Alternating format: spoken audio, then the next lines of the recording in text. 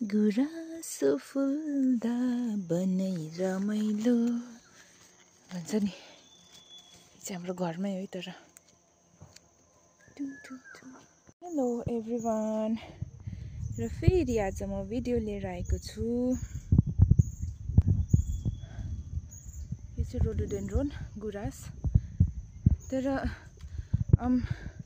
Beet confused weather यो गुराँस हो कि चिमल हो, किनभने मैले आइभ रेड समवेयर द्याट गुराँसको चाहिँ यस्तो पत्ता पछाडिपट्टि ब्राउन, कसैले भनेको पनि थियो बाङ्गाहरू कसैले कि यसको पछाडिपट्टि ब्राउन हुन्छ गुराँसको चाहिँ भनेर, यसको चाहिँ सेतो छ। अनि मैले पढेको पनि थिएँ द्याट गुराँसको चाहिँ पत्ता अलिकति सानो सानो सिलेको अझै यस्तो, तर यो उस्तो प्रकारले नै घुटेको छ हुन त, तर यो अलिअलि फिजिएको छ नि त है, यो फिजिएको चाहिँ चिमोल हुन्छ भनेर।